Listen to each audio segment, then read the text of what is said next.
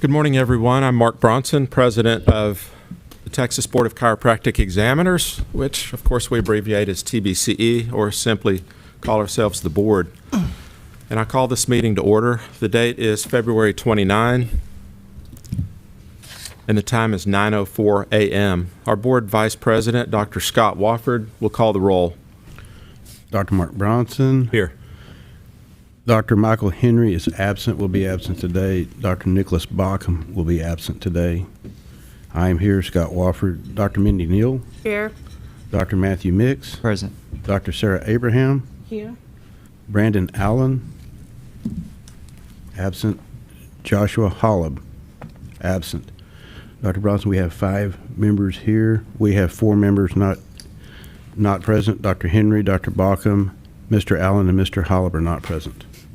Okay, with 5 members present and 4 absent, we do have a quorum, and so affirmed. Ladies and gentlemen of the board, Mr. Fortner and staff, thank you for your ongoing service and preparing your reports for this meeting.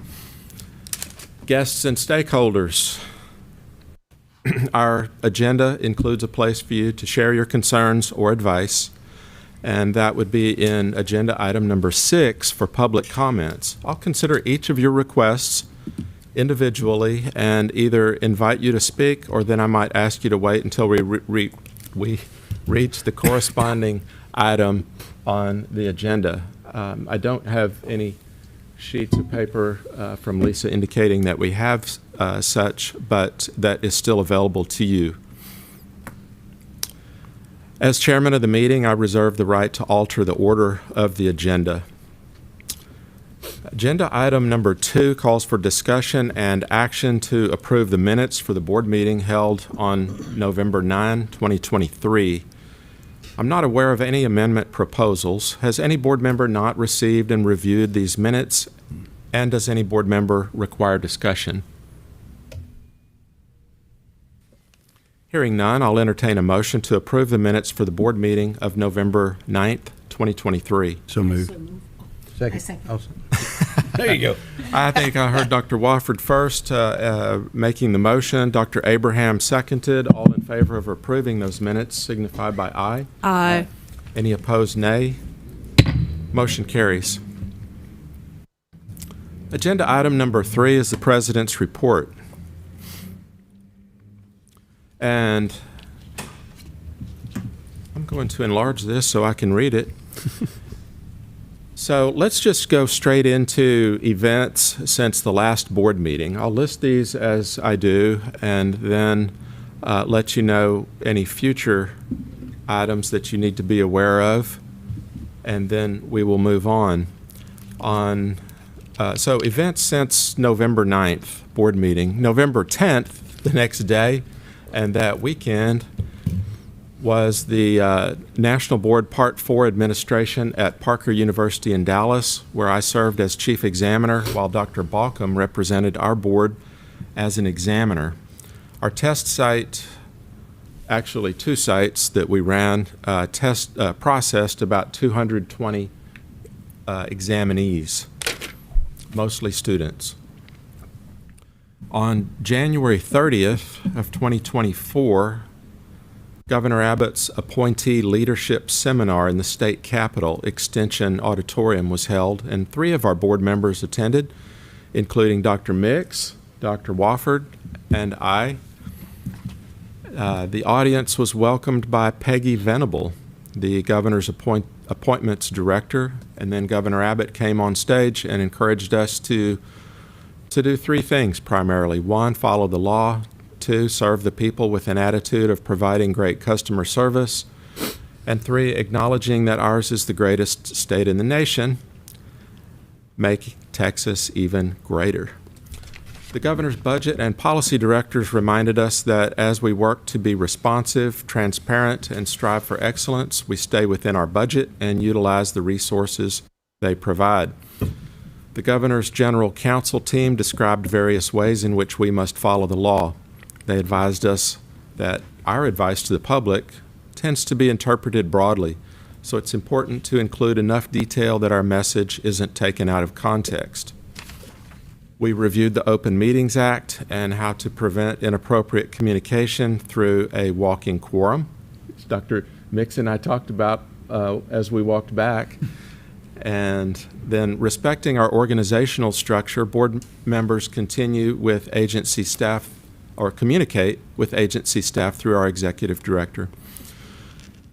We speak to the legislature with one voice, which in our case would be from the mouth of the board president or the executive director, and always upon advice from our general counsel.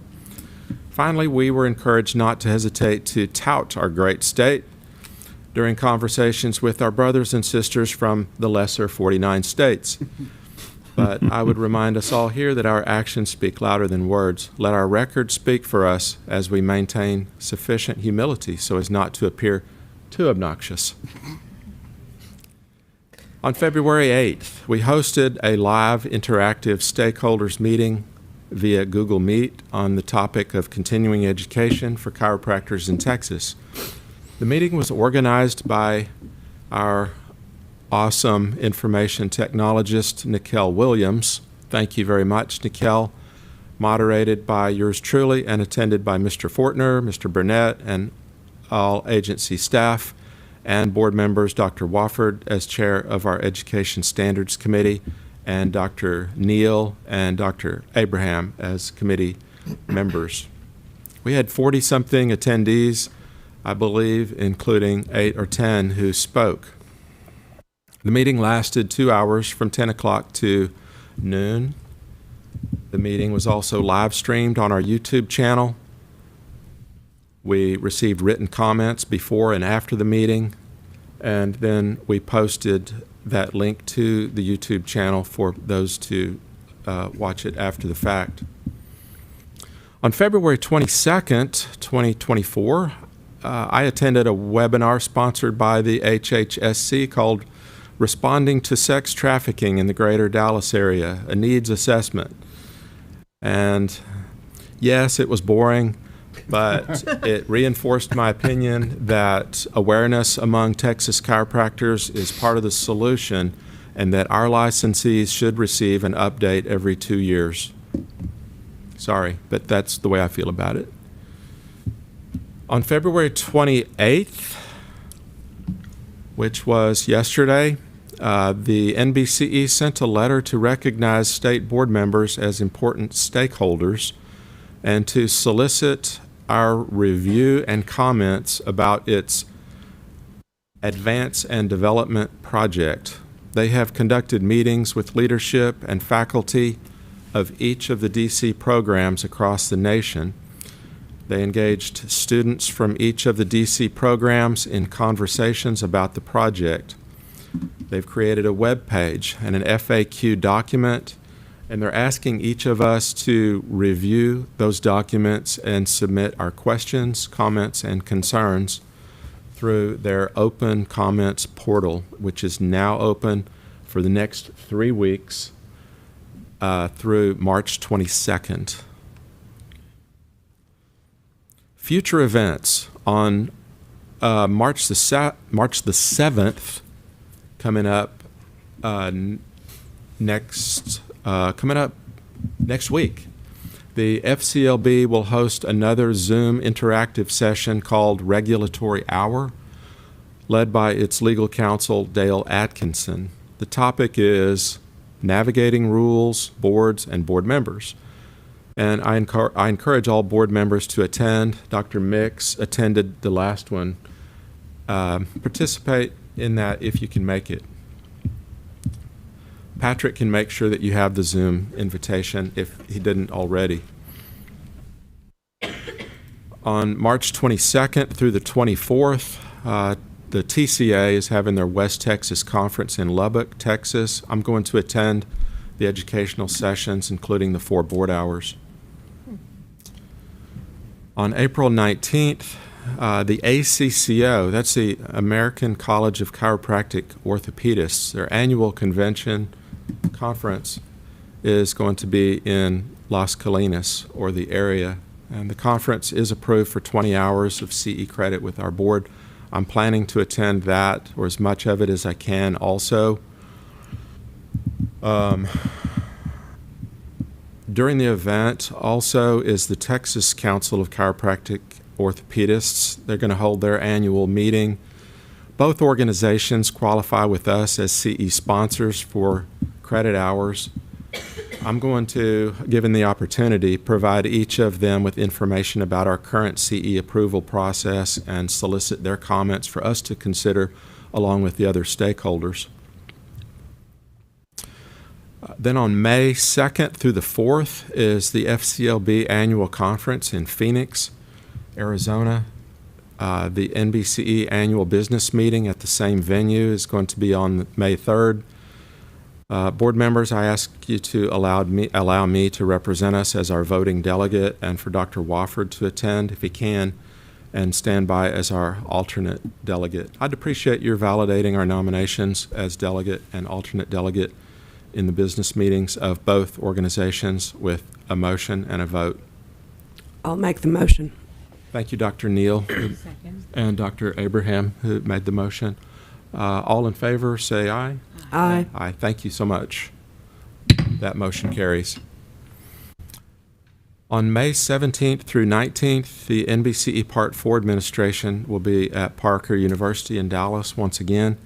And once again, I'll serve as chief examiner. Dr. Bauckham and Dr. Neal have volunteered to serve as examiners, which they will do along with our team of 40 DCs, which I've recruited from the area in Texas and one in Arkansas. And we'll have other state board members attend from other states that I don't know about yet. Altogether, we're scheduled to have about 270 examinees, mostly Tri-10 students registered to take the exam, I know.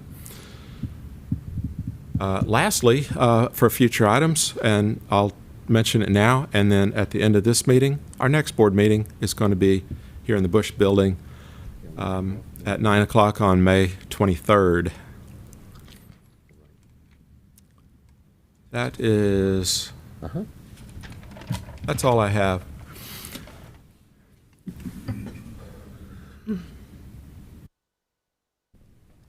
Any questions, board members? Next up, agenda item 4 calls for board committee reports. Committee chairs, when I call on you, please acknowledge your committee members and summarize your activities.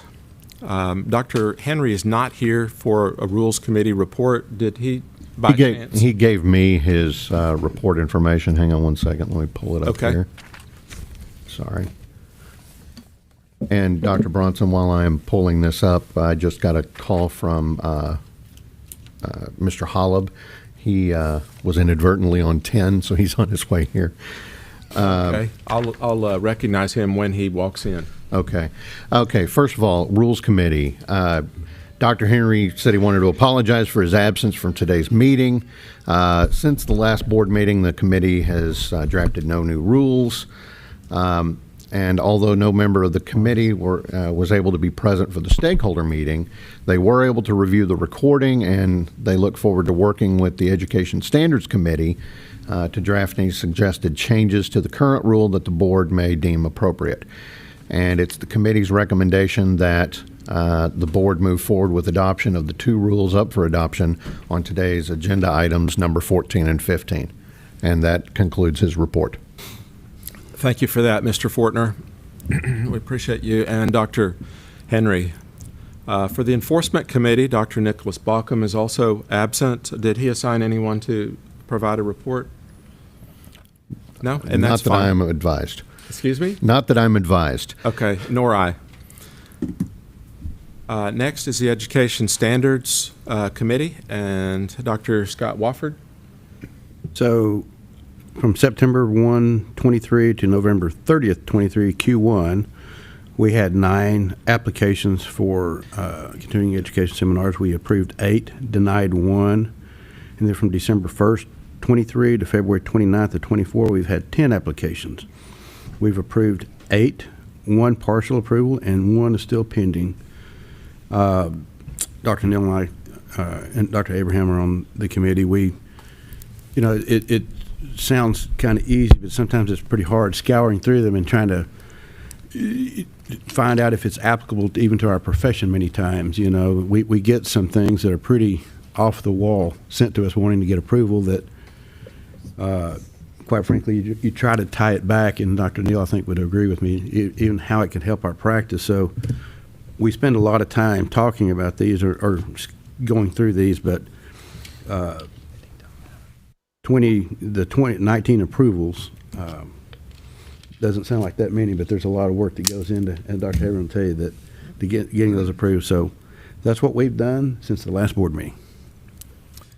Thank you, Dr. Wofford. I do recognize Mr. Joshua Holub, who just arrived. Thank you for being here, sir. Sorry for being late. No worries. But while I'm on the subject, you know, it's easy for those of us licensees to serve on this board. That's our passion, and we feel it's our obligation. But the real heroes are our public members, and I thank you two who are here for serving with us. Thank you. Appreciate the opportunity.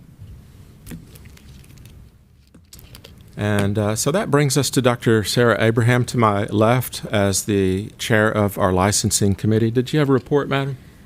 Nothing much to report. We didn't meet or nothing was discussed. But probably Sarah would give a better report than I would. No worries. Thank you. Did anybody have any questions for Dr. Abraham? Agenda item 5 calls for reports from our executive director and agency staff. Patrick Fortner, I'm just going to turn it over to you, sir. Thank you, Dr. Bronson. First of all, I want to bring up the fact that there's a big absence here today. For the first time in 17, pushing 18 years, Jennifer Herzenberg is not here. And it's because she is in the Texas Fiscal Officers Training. We've been trying to get her into that training for almost my entire tenure here as executive director. Shortly after I got the job, our finance director resigned, and after posting it for exactly the same salary that they were making, we had, to say we had a dearth of good applicants would be a huge oversimplification. So at that point, I took all of the jobs that the finance director did and basically cut it into thirds. I gave about a little more than a third to Jennifer and a little bit more than a third to Lisa, and I gave them both raises accordingly for their new duties. And then some of the budgetary items that neither one of them felt comfortable doing, that's when we employed the use of an outside contractor. And it's worked wonderfully. I would like to stop using the outside contractor if I can. So when I found out about the Texas Fiscal Officers Training, naturally I wanted to get Jennifer involved. And probably because we're a small agency, that can continue to get kicked down the road, so to speak, but we finally got her in, and that's the only reason she's missing. And she felt bad about missing. I was like, no, you were missing for a very important reason. And so if y'all get an opportunity to maybe send her a kind note or something by email saying, hey, we missed you, but we know that your absence was important, yada, yada. So, well, before you go on, let's send Jennifer a clear message that we appreciate her for all that she does when she is here, and we appreciate her for what she's doing today.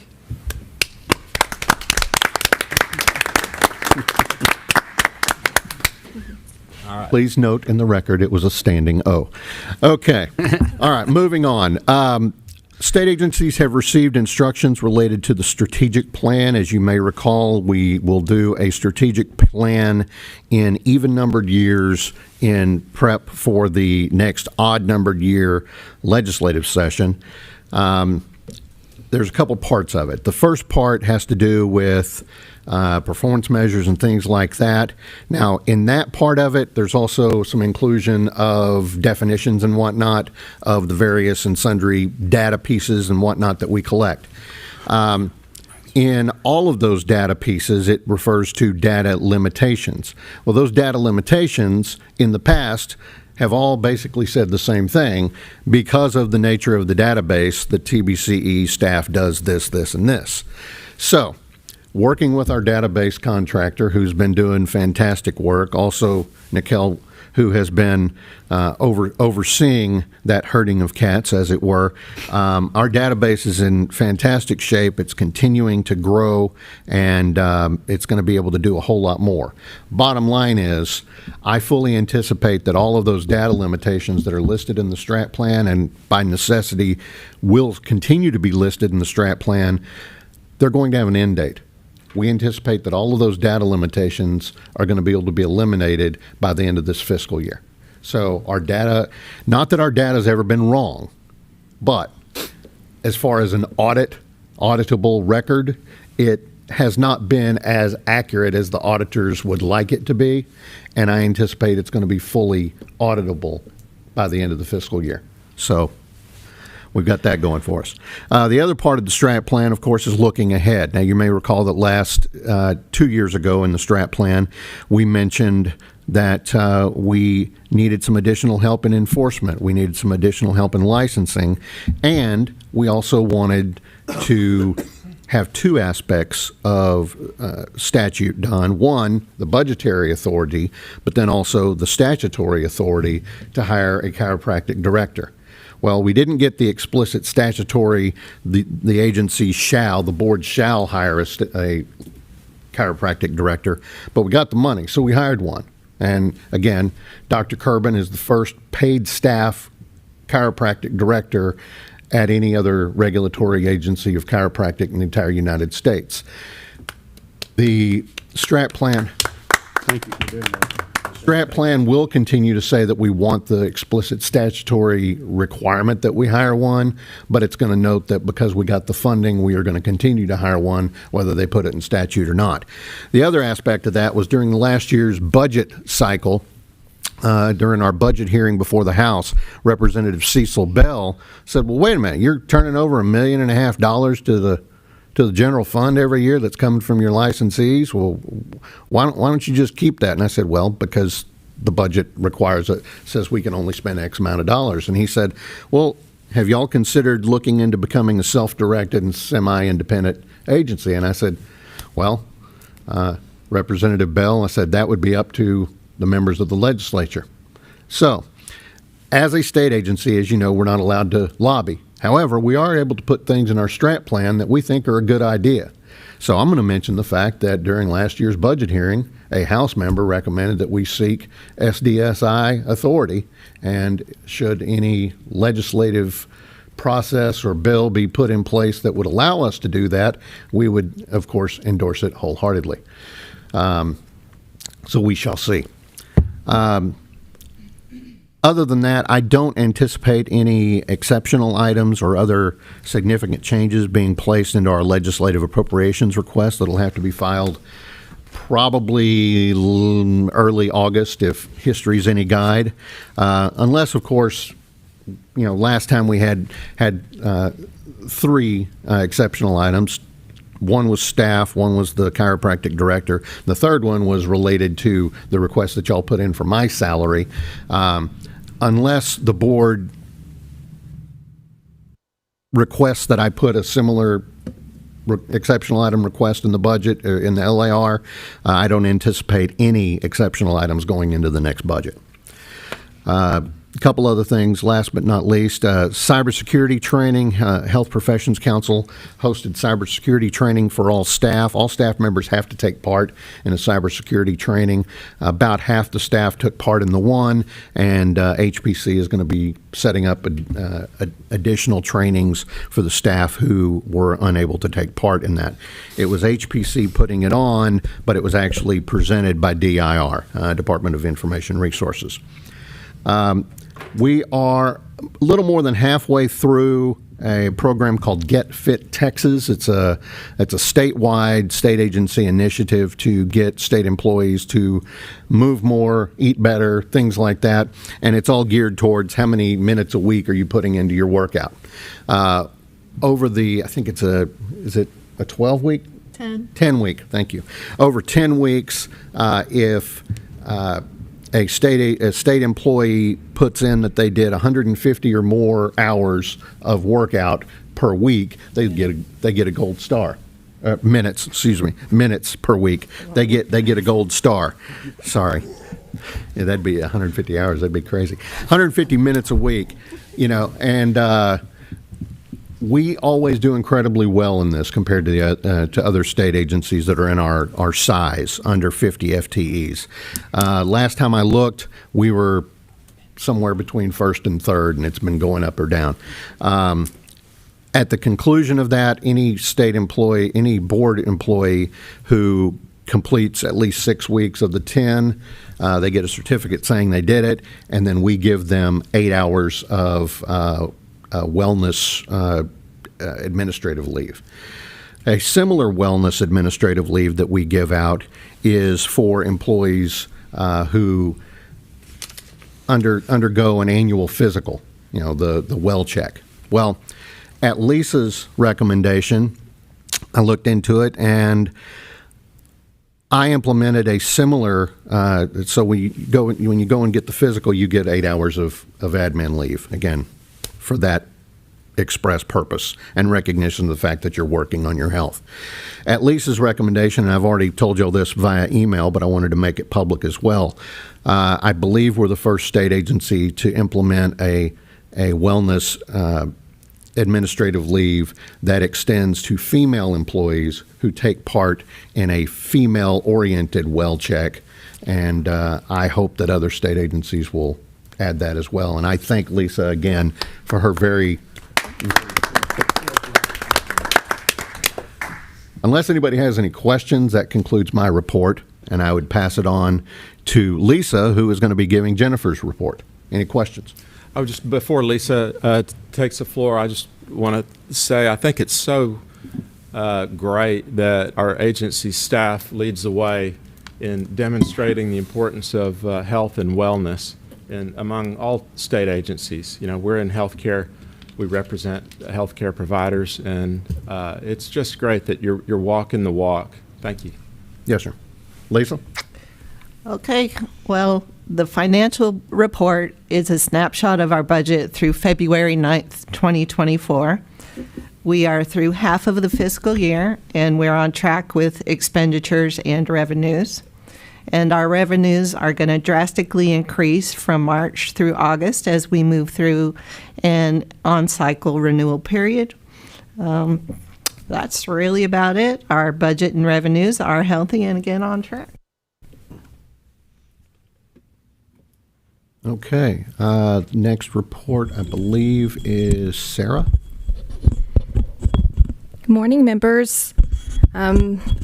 Couple things. The licensing department has been quite busy this month. Our renewals have picked up. So Jared has lots of work to do, and he's doing a great job. So I'm appreciative that we have the help now. With a lot more renewals, that means more human trafficking certificates, more CE audits, and more scanning and more scanning and more scanning. And again, Jared is here, and he's doing a wonderful job helping us stay on track with that. Jennifer, Jared, and we visited Parker University on February 15th to visit the Tri-9 students. That was really cool to be able to, go over the licensing process for them, have any questions, and we got lots of good feedback about that. We also got a tour of the campus from Dr. Campbell, which I've been to Parker University multiple times and I've never had that, so that was pretty cool. We also got the pleasure of breaking into Dr. Morales's course, or her class, which was cool. I really didn't know what you were talking about, but it was awesome. Next month, in March, I think it's the third week in March, Jennifer, Jared, Patrick, and I see Dr. Bronson. We're going to attend the TCA convention in Lubbock, Texas. Other than that, the licensing dashboard shows the licensing stats for the first quarter of fiscal year 2024, and I'd be happy to answer any questions you may have. Okay. As you know, our Director of Enforcement, Joseph, is out, but he has duly deputized Mr. Walling to give his report in his absence. Good morning, members. I'm Investigator Chris Walling, and I'm going to give you for October 23rd to 2023 through February the 16th, 2024. We had 24 cases that went before. Administratively closed, we had 1. Lack of cooperation, we had 1. Insufficient evidence, we had 5 cases. No jurisdiction, 4. No violations, we found 6. Complaints withdrawn, there were 2. Duplicate complaints, we had 1. Closed for compliance, 2. We were referred 1 to law enforcement and referred to the investigation division of TDI 1. So 24 cases in total. For the legal side, cases resolved through legal, 2 letter of educations, 6 letter of warnings, 1 board order of statutory suspension or revocation. An agreed order, we had 2 of those. We issued 2 citations for failure to notify on convictions. Those were 13 total cases in all that were resolved. Out of the 37 cases that we went through, we closed them within 103 days average. Our target closure date is 225 days. There are 10 cases that are currently set for SOA and 16 agreed orders that will be completed. That's all we have to report. Oh, the top 3 violations, sorry, that we've been seeing are the scope of practice issues is number 1, advertising violations, and failure to report deferred adjudication or convictions has been the top 3. That concludes all of the staff reports, and we'll be happy to take any questions if y'all have any. I would like to add one thing. It's been a blessing to have Dr. Kerbin, and thank you for bringing her in, because that is, Chris and I as investigators, we have law enforcement background, a lot of years in law enforcement and fraud and everything. We're not doctors. So it's wonderful to have a doctor sit next to us and go through the standard of care process, as well as answer questions when we don't understand or know a procedure. And Dr. Kerbin has been nothing but great for us, and we've cleared a lot of cases with her because of the understanding and her being able to guide us through what a doctor sees. And so glad to have her on board. And that's exactly why I wanted a chiropractic director. So that concludes our reports, but we'll be happy to answer any questions. Thank you, Mr. Fortner. Board members, any questions for Mr. Fortner or any of the agency staff?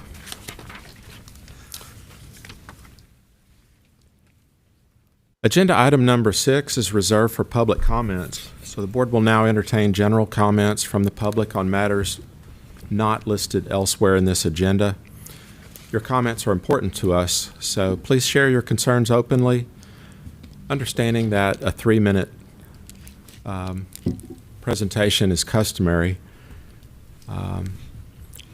As I mentioned earlier, if your comment corresponds to any item on the agenda, we'd prefer to hear those concerns when we reach that agenda item.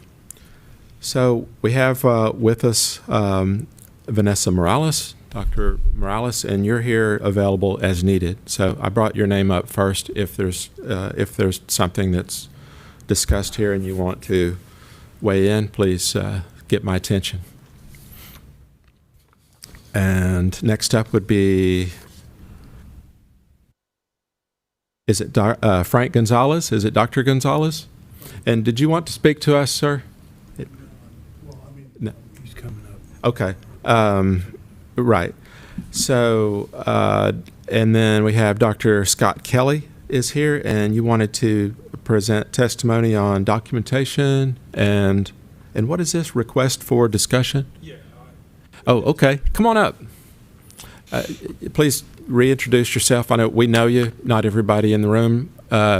may not. So please introduce yourself and share your concerns with us. Yes, my name is Dr. Scott Kelly, practicing chiropractor in San Antonio, Texas. I also represent an organization called the Chiropractic Society of Texas. We're one of the 2 state associations in Texas. I sent some documentation over to Mr. Burnett earlier this morning with the hope of having a discussion next meeting. It's about 20 pages of documents that I was not going to send to you guys within the last 14 for preparation for today. It is regarding my organization, and about 30 other organizations have been having communications with the NBCE since midsummer last year. And I wanted to bring this to your guys' awareness of the communications we've been having with them. And I've submitted the correspondence that we've been having over the last 6 months or so. It's regarding the stakeholder meeting that the NBCE put on last summer, and some additional data and information requests that our organizations had for them, their response, and our response to their response. Again, I did not want to drop this on you guys because the most recent one is dated January 20th, so just a little more than a month ago. So I wanted to, bring up to your attention that we've been having communications with the NBCE, and I would like to have open discussion with you guys about what we've been chatting about. Thus, submitting that documentation to you guys today and requesting to have this added to the agenda next meeting. So that's thus the documentation and requesting for discussion next time. Okay, and this it's a packet of information, Correct. right? And have you already submitted that to Mr. Burnett? Yes. Gotcha. Okay. But yeah, so that's my request. So when it comes up towards the end of the meeting for topics to be discussed next time, I'd appreciate it if we could put this as a line item to have a brief discussion, because I knew that we wouldn't have a fruitful discussion in 3 minutes. Oh, sure. So I'll take a look at it, and so will everyone else, and we'll decide if we want that as an agenda item. Okay. Thank you. Perfect. Anything else? No, that's it. Appreciate you as always. Mm-hmm.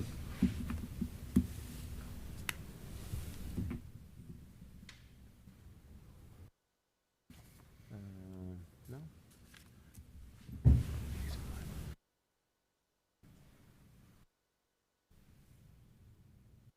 Okay.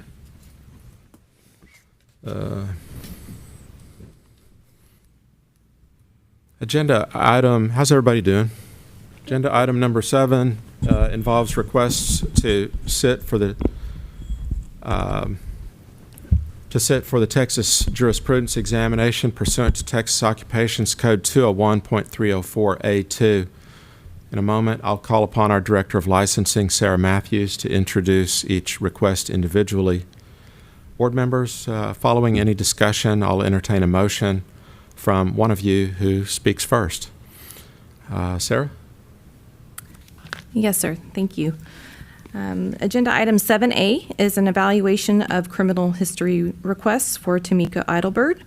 Ms. Eidelberg is interested in pursuing a Doctor of Chiropractic degree. She is requesting an evaluation of her criminal history to see if she would be eligible for licensure in the state of Texas. Applicant has a total of 2 arrests and 2 convictions or deferred sentences. The staff recommendation is to allow Ms. Eidelberg to enroll in a chiropractic college. Once a degree has been obtained, she would be eligible to apply for a chiropractic license and would be allowed to sit for the jurisprudence exam at her own expense. This approval would be contingent on any future events and would only be based on the facts that we have today. Any future events such as arrests, convictions, or violation of probation orders would result in the termination of this agreement. And Ms. Eidelberg is here if you have any questions for her.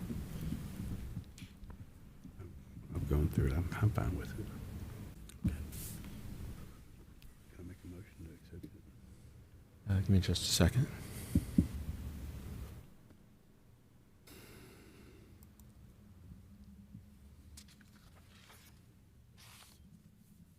Yeah, before I recognize any motions, I'd like to scroll through. Thank you. Okay.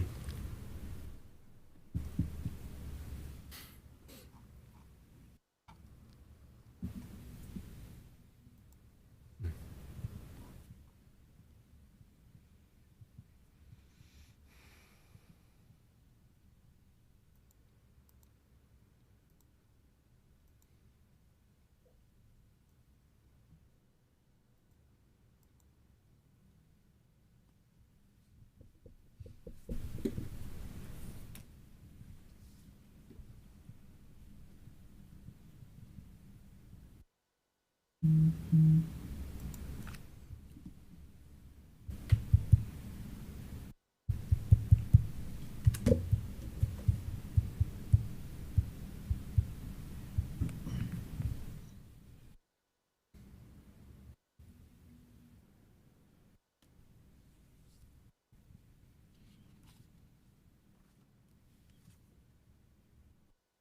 I finished my review.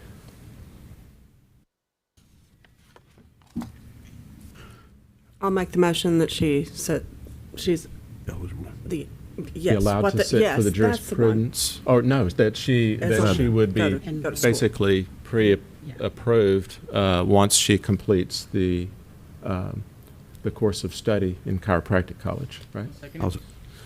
So that motion was made by Dr. Neal and seconded by Dr. Abraham. No. No. Josh. Holub. By Mr. Holub. Sorry. Any discussion? All in favor signify by saying aye. Aye. Aye. Aye. Any opposed, nay? Motion carries to approve. Ms. Eidelberg, raise your hand, please. Thank you, and congratulations on this. Best wishes for success through chiropractic school, and welcome in advance to the profession. Sarah? You don't have to stick around if you don't want to. You're welcome to stay, but you don't have to. I promise I'll email you. Oh, that's cool.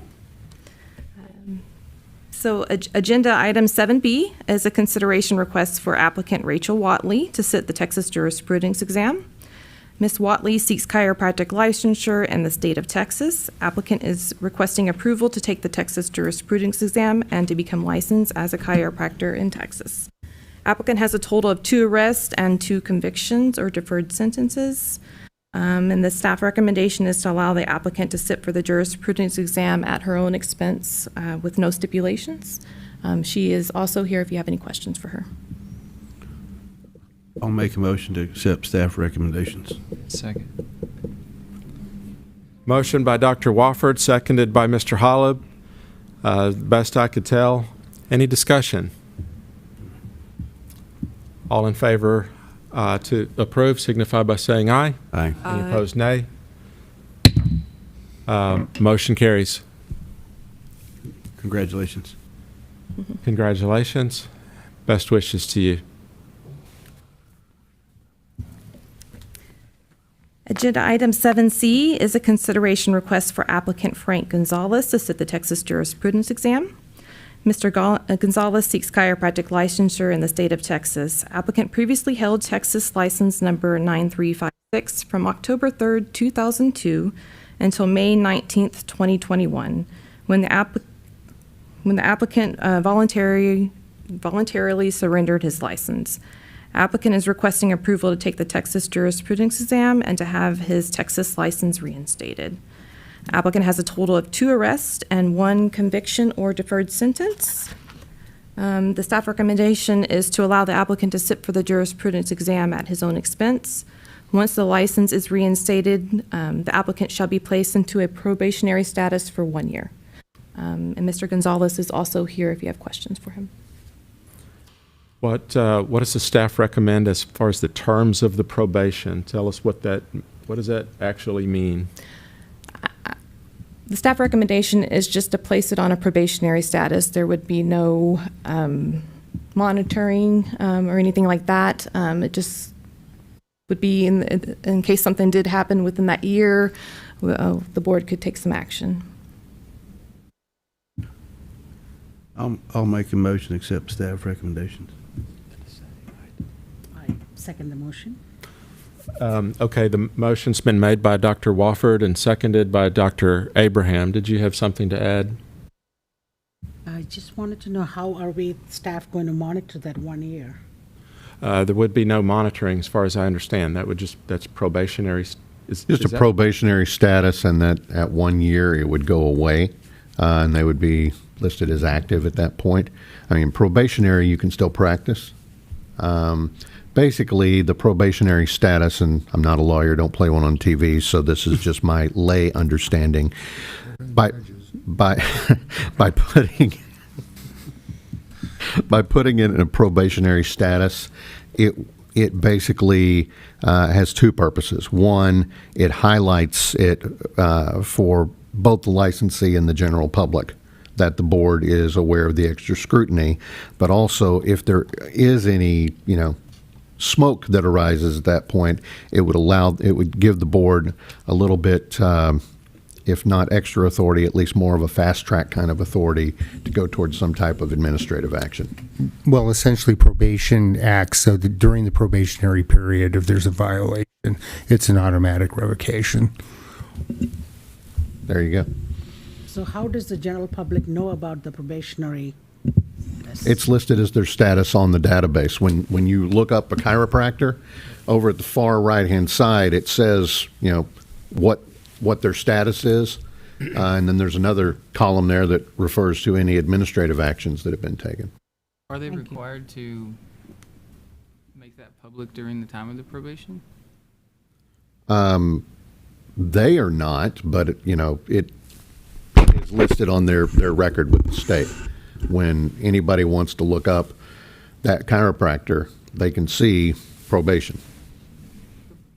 So just wanted to say too, the license that is the applicant or the licensee would receive lists the license as probation, and that's required to show any patients, that you have an active license. So the patients would be able to see the that. license posted at their workplace. Yeah, that's the required posted Right. in their place of business. It would have the word probation on that license, Instead of correct? active, it would say probation. But again, it is still an active license, still can practice. It just would sit listed as probation. Something new. Does Mr. Gonzalez have any concern about being on probation status with an active license?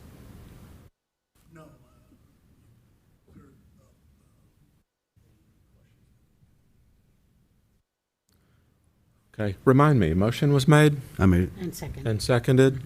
All in favor signify by saying aye. Aye. Any opposed, nay. Motion carries. Congratulations, sir. Enjoy your practice. Agenda item 7D is a consideration request for applicant John Parker to sit the Texas jurisprudence exam. Mr. Parker seeks chiropractic licensure in the state of Texas. Applicant previously held license number 33671 in the state of California. His license was initially issued on August 10th, 2016, and was revoked on April 30th, 2022. There are 2 disciplinary actions taken against him. Applicant has not practiced in any other state or country since his California license was revoked. Applicant is requesting approval to take the Texas jurisprudence exam and to become licensed as a chiropractor in the state of Texas. Applicant has a total of 0 arrests and 0 convictions. The staff recommendation is to deny the applicant's request for approval to take the jurisprudence exam per Texas Occupations Code 201.502.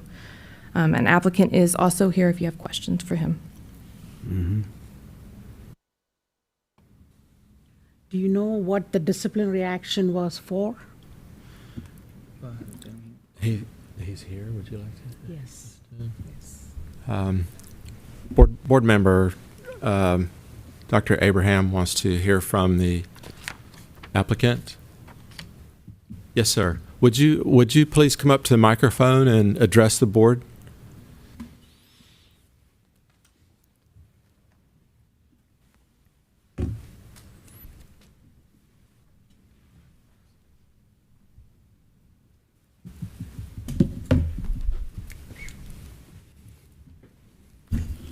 No.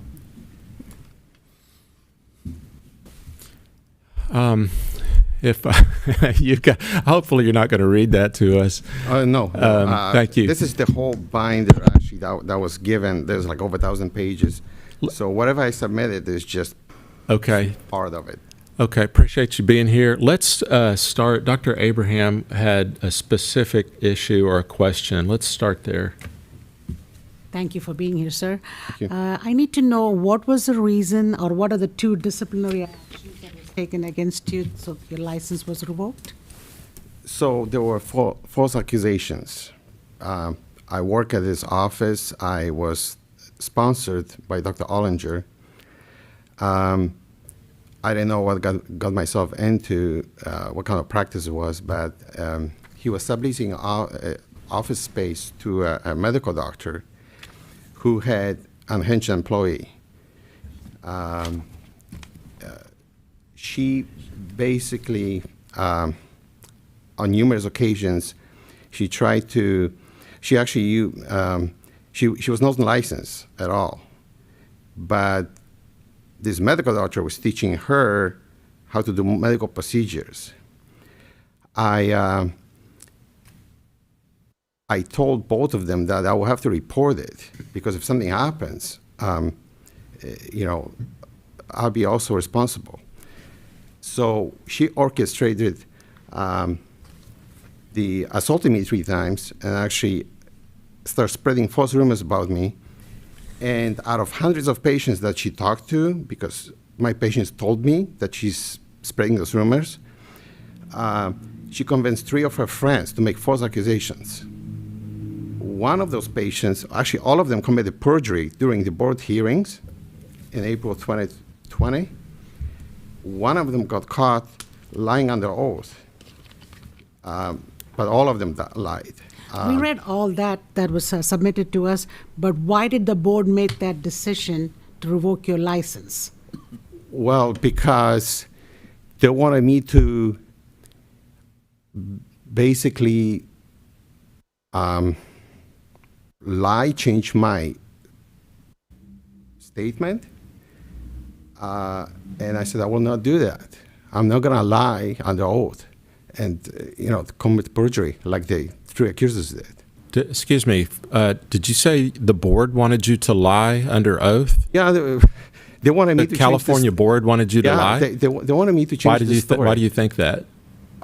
Because they wanted me to change the story. And why did they want you to change the story? I don't understand why a board would want to do that. The feeling I got is that anybody who was accused of anything is automatically guilty. There's just, you know, I mean, I escaped this kind of stuff when I escaped, you know, communist Poland when I was 17. And so I refuse to be treated like that. So I specifically want to know why you think that the California Board of the Chiropractic Examiners wanted you to lie to change your story. I'm not understanding why that would happen and why you think that is happening. I'm sorry. So the administrative judge, Arena Tenser, she actually, whatever you see on the website, a lot of things were changed. A lot of things are inaccurate. She didn't even mention that we had to take half an hour recess for one of those accusers when she lied under oath. Okay, so, you know, they basically manufactured a whole bunch of evidence. They, your employer? No, the California board? Well, the board members, I'm not sure if they were aware of it, but it was copy and pasted verbatim for whatever the administrative judge wrote. She basically stated that I was not sorry for whatever I was accused of. Oh, that you didn't acknowledge that you did something wrong? That's correct. I said, I am sorry that they are going through because one of those accusers that was caught lying under oath, it came out during the board hearings that she was raped over 20 years ago. She was in Army in San Diego, and she hid all that information from everyone. So one of the accusers, in fact, took 4 months for the woman that orchestrated the whole thing, Shirley Smith, to actually convince her to make false statements. Do you have proof or statements showing that they lied under oath, that they were Do you have Well, documents? I provided all the information. I mean, Yeah. things are different. I understand, this but I is- mean, were they? The police did not believe them. Okay, so two Or of do we have them. legal documentation showing that they lied under oath? Something legal from police Oh, it's or the jury? it's Or court records or okay. something. Well, so there is. I couldn't get it. So there is. The hearings were for 3 days.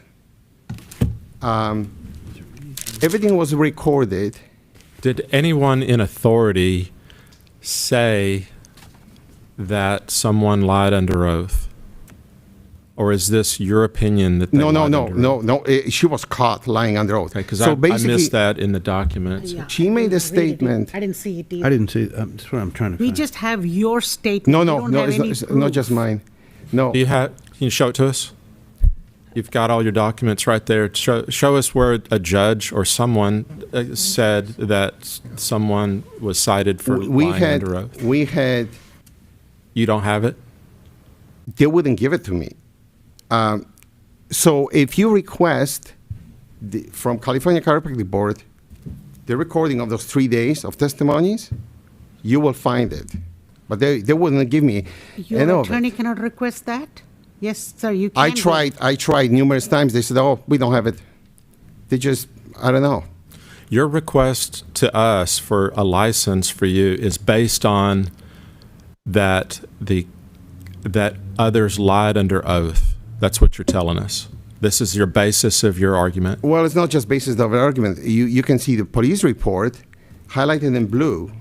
Tell us There's a why couple you think pages. that we should grant you a license in Texas. Because I have never done anything wrong. I've never been arrested in my life. I have hundreds of patients.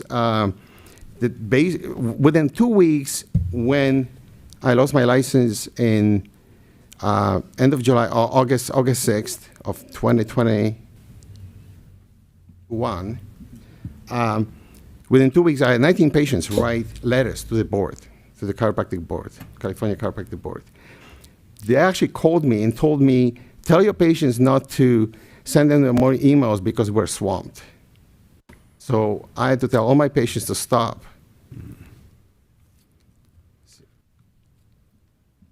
So you just said that you have not done anything wrong. Of course. Nothing. No. And that you got into this mess because you were framed. Yeah, I was framed. That's correct. And that's your whole story. Is there anything about this that you would have done differently or could have done differently to not get into this mess? I would be sponsored by a different doctor if I knew what office I was getting into. Okay? Dr. Ollinger, in addition to that, Dr. Ollinger stole my identity after that happened and actually got me in trouble with the IRS. That was all cleared up because IRS sent me a letter saying I owe $100,000 because I was getting paid 60%. He was getting paid 40%. And he basically did not file for 2 years. And IRS thought I made all the money. Now he died of cancer actually a year and a half ago, 2 years ago almost. But if I knew, I would have. After I graduated, I had 2 other offers. I just liked the way he adjusted the occipital adjustment and stuff, but I had no idea that this office was so dysfunctional. I mean, the kind of stuff was happening in there. It was unbelievable. The Shirley Smith, who was the orchestrator of the whole thing, because I was going to report her, I gave her a warning, and Dr. Shima, who was subleasing the office, the medical doctor, and I said, I will have to report it to California Medical Board if she doesn't stop, because she would call herself a doctor. She was actually assaulting his own patients out of the office. It's unbelievable. Sir, was the individual that passed away from cancer, I'm sorry I didn't get his name, was he convicted of Of what? your identity? Well, so when I spoke 2 years ago, year and a half ago, almost 2 years ago, in March, end of March is going to be 2 years. I talked with the IRS person, and she told me that if he was still alive, they'll be arresting him.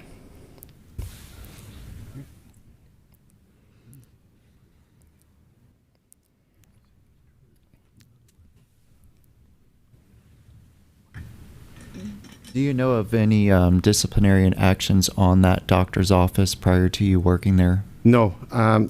One of his patients told me he did something in the past, like 20 years earlier.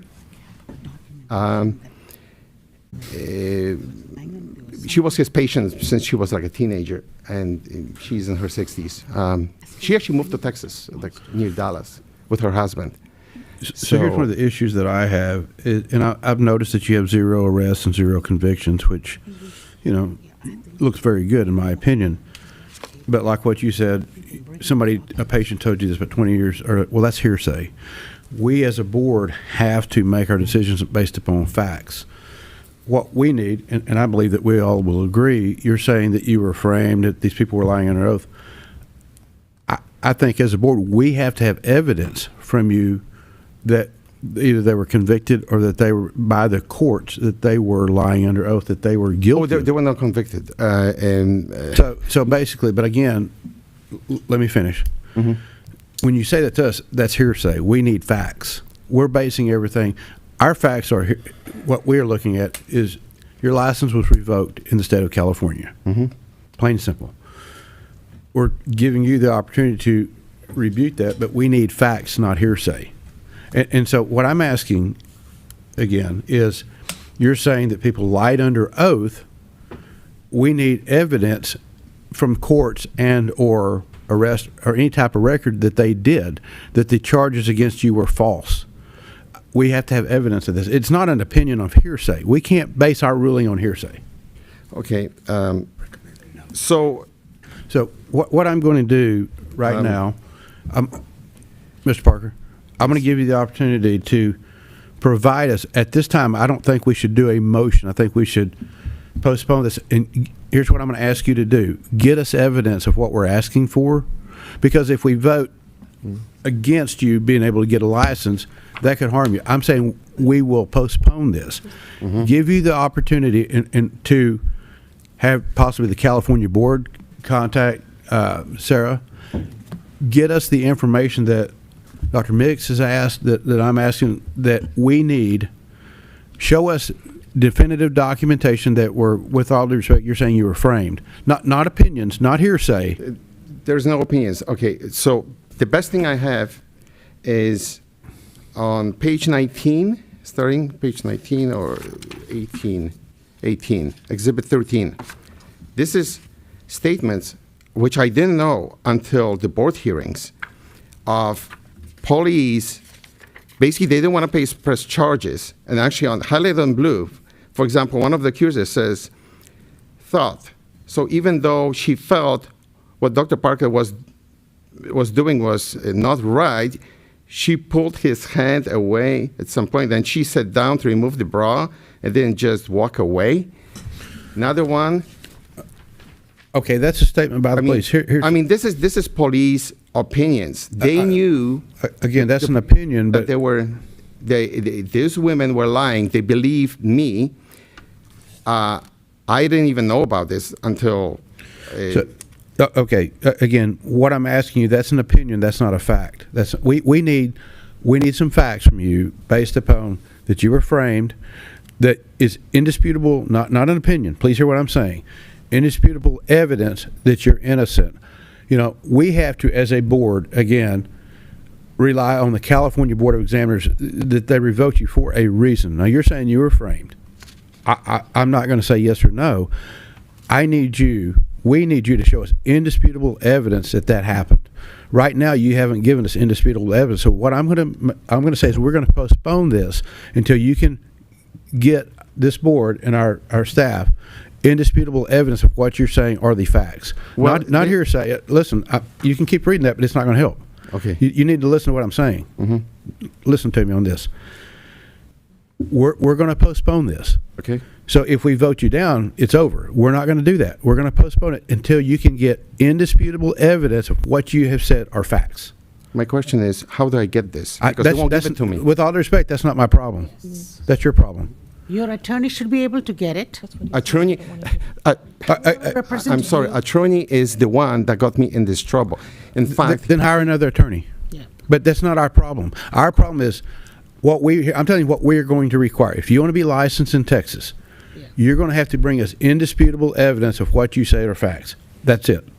We're not going to vote yes or no today. okay, We're giving you an opportunity, and this is an opportunity to bring us facts. We cannot base our decision on hearsay. I believe every person here will agree with that. Hearsay does not work for this board, so we need facts. okay. You need to be able to come in and show us facts. You said you were set up, you were framed. Okay, that's an opinion. We need court records, documents. If you need to get another attorney, that's not on our problem. So that's my suggestion to you. We will postpone this until you can get the facts to Sarah, and we will make another decision. But right now, if we vote it down, it's over. Yeah, I And so understand. I'm giving you that opportunity. So I think right now, that's going to be my suggestion. And if we keep going on hearsay, we're going to have to vote you no. So I'm going to give you that opportunity we can stop right here. You've got your directive on how to proceed further. Dr. Wofford, as a legal matter here, I would suggest that if you do want to not take up this as a board for a vote today, you can do that. You can postpone. I would suggest, though, that the postponement be for a not date certain, but a meeting certain, and that if nothing is provided at that time prior to the meeting, then the request is automatically withdrawn for consideration. I'm willing to go to the next meeting is May the 23rd. We'll give you the opportunity to get what I'm asking for the May 23rd, and if we don't have it, then it's withdrawn. Okay. Is that okay? I thought this was the evidence. Sir, This is a I statement by police. Again, that's not evidence. We need court record. That's not the evidence we need as a board. The evidence we have is that you were revoked by the California Board of Examiners. That's evidence. That's an action. We need some actions. You said people framed you. Where are the actions on that? And there was perjury committed in the court. So court recording So which would court? have Which that. court are you talking about? I don't know. You mentioned it. So This was only administrative meeting. again, so- that's your directive. If you're not willing to accept that, then we can vote right now. But if you're willing to accept that, that's your options. Say that. I mean, I was told by chiropractic board, Which board? told by lawyers. Mr. Parker, excuse me. The board's function here today is not Understand. to relitigate what happened to you in California, one way or the other. That is not their function. And Dr. Wofford is being extremely generous. I understand. All this board can go off of is whatever final order came from the California Chiropractic Board.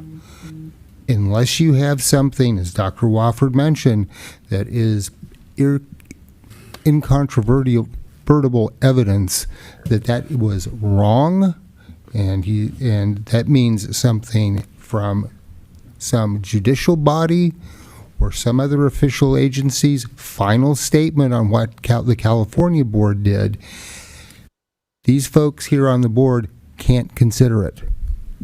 Yeah. Do you understand that, sir? I understand, but I thought this was the evidence that whatever I provided, I mean, I gave you a lot of evidence. I understand that, but what I'm saying is that what you had amounts to a final judgment in California. There is a order that revoked you with an explanation as to why. It is not our board's role to go back and relitigate what was presented to the California board. Yeah, I understand. Okay? Unless the California board or some type of California legal entity were to overrule the previous ruling or set it aside in some way and expunge that, we have nothing new to consider. Well, I was told that I can get my license in California. I could have applied a year ago, last year, if I change my statement. That's And up to you, sir. That's up to you. That's not something for but us to consider. I'm not going to do that for any reason, for any board. I'm just not going to change my statement and lie. Okay, it's just wrong. We understand that, sir. I believe in truth, so This was not done in the courtroom. it's. This was done. I don't plan to get licensed in California. I mean, I can get it if I change my statement and I said, I'm sorry for whatever I was accused for, but I don't have any intention. And basically, I called Miss Sarah Matthews, and I told her the story, and she assured me that in Texas, Okay, we're going to move Or on. does things differently. We're going to move on. Thank you. Thank you. You understand the terms that this Yes, board's I do. giving you, Mhm. and that's where we're standing right now. And so instead of entertaining a motion right now that could be to your detriment, then Okay. this board is interested in gathering more information that you're offering. So we can Just taking table no it. action on item So D. basically, I need a transcript showing her lying on the oath and taking half an hour recess. Like, I mean, that's the only thing I can give you, like whatever I stated. I have a question. Was this done in a courtroom or was this done just in front of the California board? Just in front of California board. It was via Zoom. I Sorry, wasn't this in is going to person. be, you're going to have to follow the advice of your attorney. So the board is, you're looking at me like you don't understand. Our next option is for me to entertain a motion. Is that what you're asking for? I don't know what else I can give you. We've given you a directive or a suggestion on what you can do. You can come back to this board on May 23rd for our board meeting with, I don't know what you can do either. I'm not your lawyer. I'm just telling you that this board is not satisfied that they have anything to go on to grant you a Texas license. Am I correct, board members? Yes. So you're saying I should Your option, hire if another you attorney continue- and try to get that part where one of them got caught lying and we had to take half an hour recess because she said she doesn't want to answer any more questions. She made a false statements like it was video recorded.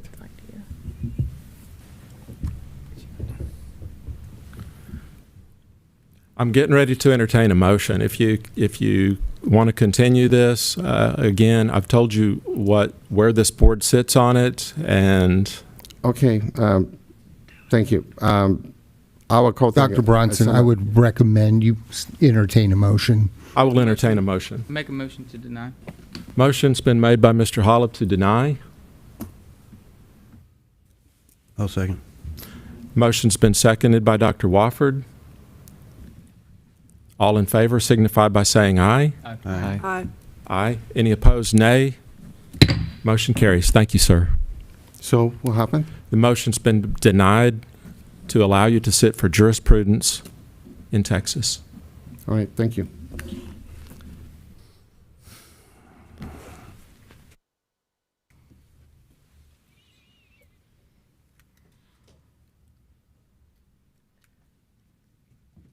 Sarah?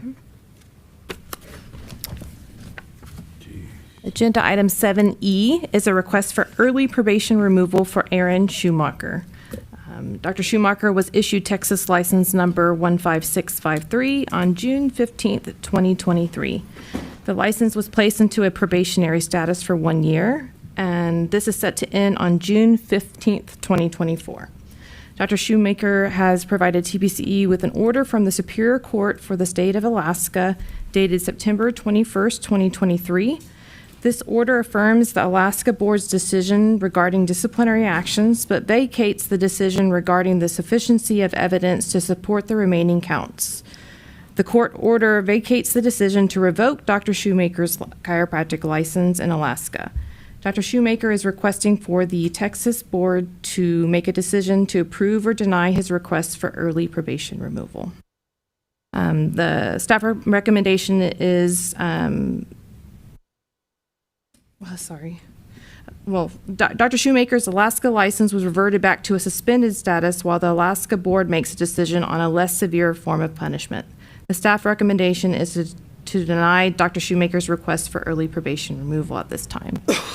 He did contact me more than once. He tried to be here today, and he's not able to be here today.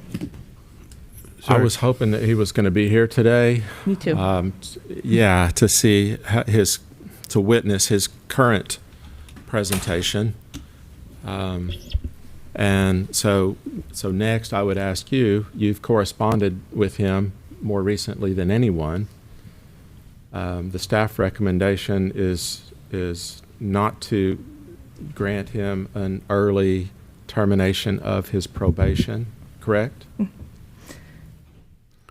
you want me to? Do you have anything else to add? Yes. So he is very pleasant with me on the phone. He's not irate or anything like that. The decision for them to revert, it still shows that he did something wrong, but they wanted to give him a less severe form of punishment. So in my opinion, his probation shall remain. So, When's it up? I've got a question June on that. 15th. Only 3 months from now. Exactly. It's only a few months from now. So if he's doing everything right, it shouldn't matter anyway, in my Right. mind. Is that not correct? Okay. Well, So, yeah, I'm wondering the same thing. Why is it important to him to shorten his probation by 3 months? Is you're right. his probation status causing him economic harm or anything else? He did not imply that. It does sound like he is still working in the oil fields. The reason why he couldn't come today is because he couldn't get off work. So I don't think he's actively practicing chiropractic in Texas. So it's important for you all to bear in mind this. This isn't a request to sit for the jurisprudence exam, which is something that you are bound to take up by basis of the board rules. You have already done that. So there is essentially we're back at it again, a final order already. Okay? That final order in this instance is something that you can modify if you wish. However, you're under no obligation to even consider it. It's not the same thing as a request to sit for the jurisprudence exam. You've already weighed this issue and you put him under probation. And while I think we're all pretty familiar with Dr. Shoemaker's situation, you've already considered it. Right. So in my mind, this is kind of equivalent of a final judgment. Once it's final, it's final. okay. Yes. Can I make a motion to accept staff recommendations? Yes, I second it. Motion's been made by Dr. Wofford to accept the staff recommendations and seconded by Dr. Abraham. Any further discussion? I just want to say that I don't want our reluctance and not shortening his probation. I don't want to for that to be discouraging to him in any way. I'm completely supportive that he's changing his life and moving on. So if there's any way that you can convey that message, the board supports your efforts and achievements in changing your life, but there's no reason for us to change our order from last time. And furthermore, I don't want to set a precedent of that we start reducing things like that. You know, where people, well, I'll get off of it anyway, so no big deal. 15th. I think Sarah's hitting it right on the nail on the head, and I think we need to support that, in my opinion. And And just for June 15th. clarity, he could practice still with Absolutely. the probationary. Yeah. Yes. Can Yeah, so he's practice. not There's no limited. economic deterrent here as far as what we know. It's just, yeah.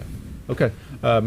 Motion's been made and seconded. Ladies and gentlemen, ready for a vote. All in favor, aye? Aye. Aye. Any opposed, nay? That motion carries. For your ease and for the rest of the day, we have absolutely nothing between 8 and 14. We're not going to do any agreements today. So we'll go right to the readoption. Just wait. Yep, we're there. That's where we go. We have nothing on further agenda items until item number 14. We will 11. move forward. We don't. We don't? Oh, okay. Yeah. Joe. Excuse me? I thought that he'd said 11, sorry about that. So none of the agreed orders are going to happen? Nope. Okay. Did you say 11? 14. 14. Joe texted to say that they didn't get an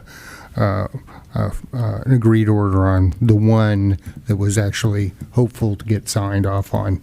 Yeah. And number 11. Still pending as well. Yeah. Okay, so we move to the topic of rules for adoption, agenda items 14 and 15. I'll introduce each item individually as it is listed on the agenda, and then I'll call for Christopher. You good with that, Christopher? Yes, sir. And so item number 14 calls for discussion and possible action on adopting the repeal and replacement of a rule relating to board fees, license applications, and renewals. 22 TAC 72.21, requirements for military spouses. Okay. So, Dr. Bronson, board members, this is one of two rules that changes somewhat the requirements for military spouses. That was a result of some change in federal law, and also at a suggestion from the powers that be here in state government. So this is not something that we deal with on a very regular basis, or Sarah doesn't deal with on a very regular basis. This was posted and published in the Texas Register, and we have received 0 comments on this as expected. So staff recommendation is that you vote yes to adopt the rule and have it published in the Texas Register. I'll make the motion. Second. Motion was made by Dr. Neal, seconded by Dr. Mix. Any discussion? All in favor, aye. Aye. Any opposed, nay. Motion carries. Item number 15 calls for discussion and possible action on adopting the repeal and replacement of a rule relating to board fees, license applications, and renewals. 22 TAC 72.22, requirements for military members and veterans. And just like with agenda item 14, this is a rule change that came about because of some changes in federal law and direction from the governor's office.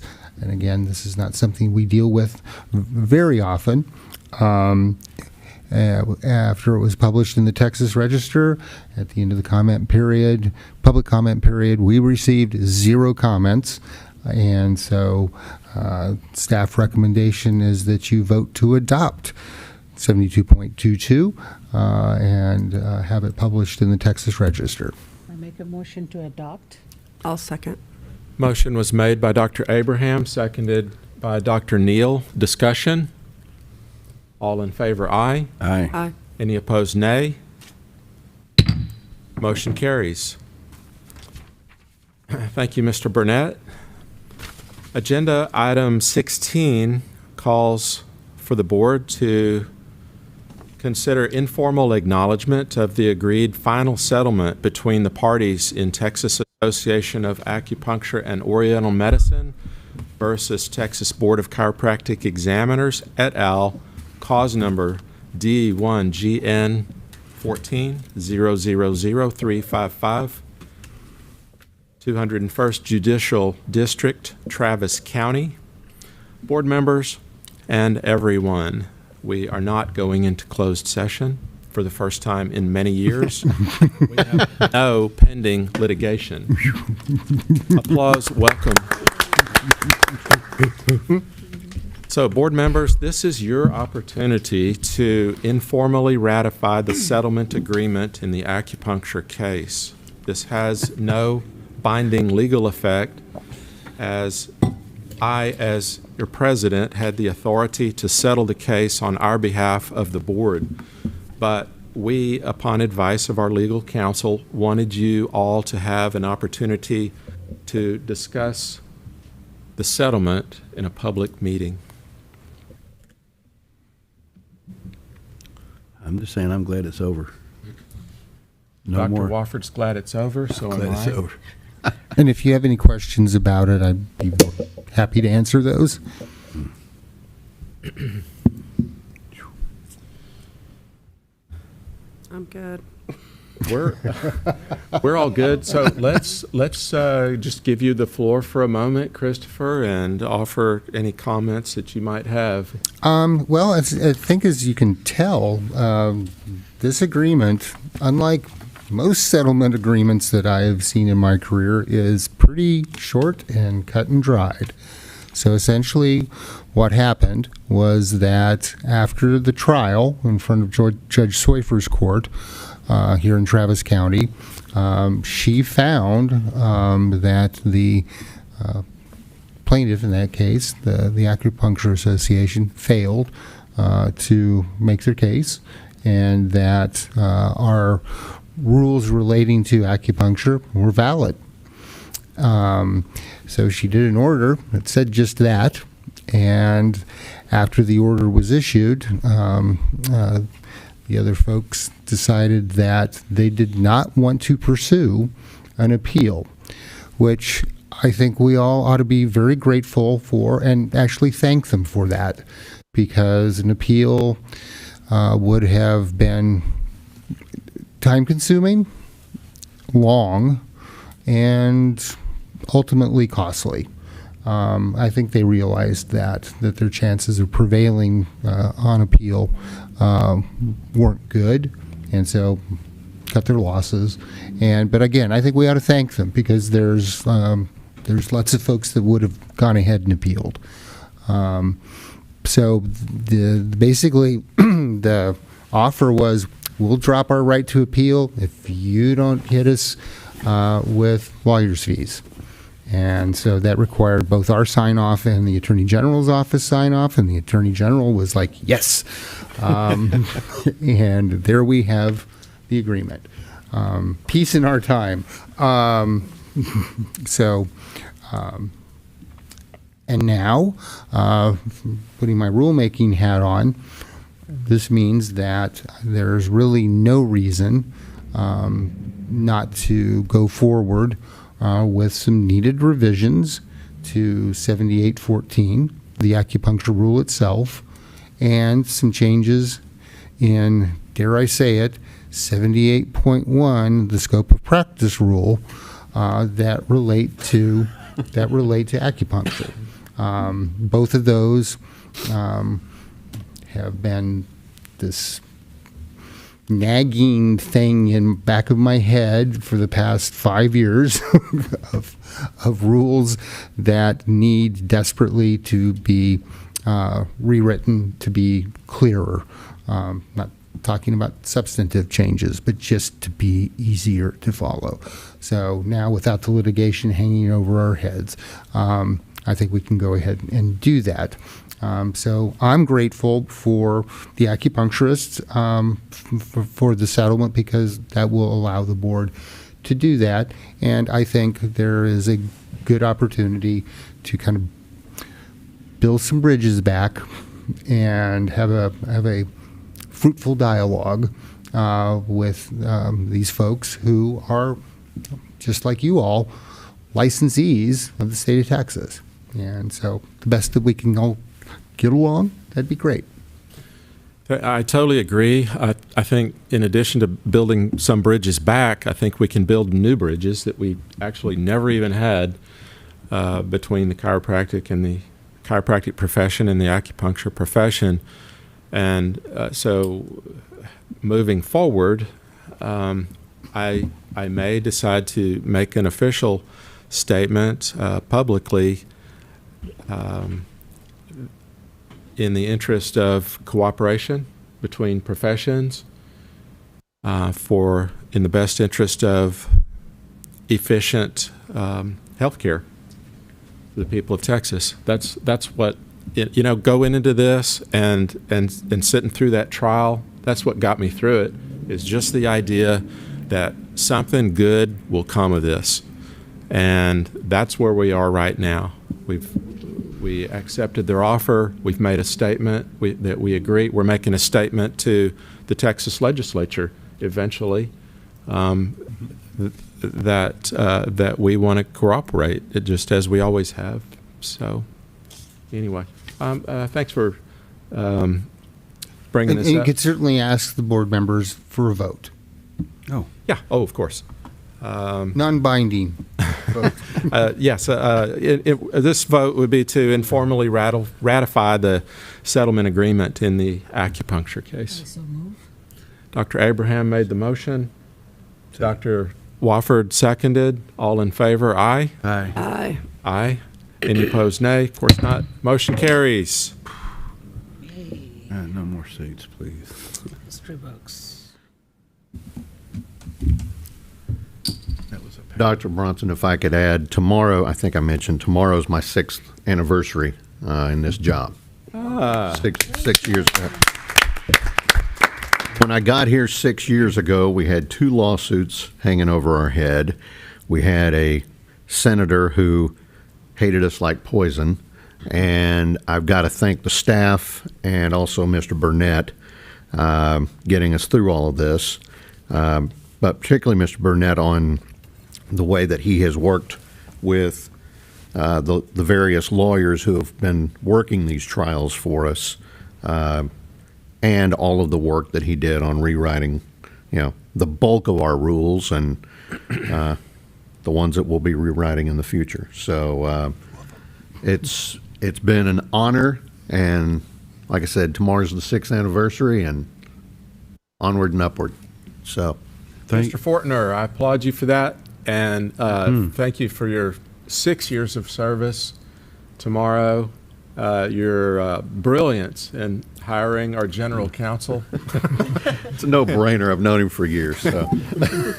and your management of the staff, your commitment to public protection on behalf of the chiropractic profession, which you've adopted the profession basically, and so it's been hopefully it's been a good gig so far for you, and that you've enjoyed our relationship as much as I have with you.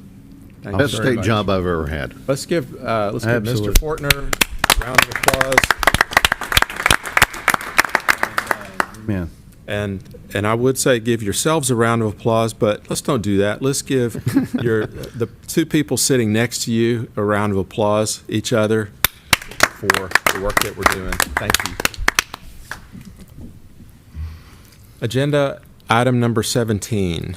Does any board member have a request for a future agenda item? And we already heard from you, Dr. Kelly. You're not a board member, but any board member have a request for a future agenda item? I have a question, and I know this has been a great meeting, and I do not want to put a wet blanket on it. What a lead up. I'm sorry, but after thinking about when we went through sunset, when do we do that again? Oh, 29, isn't it? 29, I think. Heavens, thank goodness. Okay. Because you'll term out? Is that why you're? No, I'm good. I just It's 12 years. And so, Good. I didn't know that, and somebody asked me the other day, and I thought, you know what? I need to ask that question. I don't think that's a wet blanket on the meeting at No. all. I think it's something that we should all consider that ultimately we're going to have to go through. Either we, or maybe not us, we're going to be gone, most likely. But everything that we do, we have to prepare for the next generation of board members and the agency to go through this. Good question. And we haven't drafted a memo, but I know that between the two of us, we've already got a list of things that we think Sunset missed and could address in the future. It was, oh my gosh, what a shock and a chore it was for me to come into this board in 2016. Ooh. And probably the second phone call I received was from Sunset. What do you think about the board? Well, I don't know where they meet. I don't know anybody there. And so anyway, so that really set the stage for me to consider what's going to happen in the next Sunset. Well, first, obviously, to get us through that one so that we would exist. But the next one, what kind of questions, what kind of evaluation they do for the agency, and how we're going to respond to that. Mm-hmm. Everything that we do, we should answer for it, and we're prepared, thanks to us having done that 7 years ago. I have a question regarding that. Earlier, you had mentioned SDSI. Yes. Would that change anything with the sunset and how we respond or anything like that? Agencies are still sunsetted even if they are SDSI. Okay. Mm-hmm. Okay. There's a couple of entities that technically go through sunset, but because they are constitutionally created, there's not a whole heck of a lot, sorry, that happens through that process. Sorry, I lost my ability to censor myself there.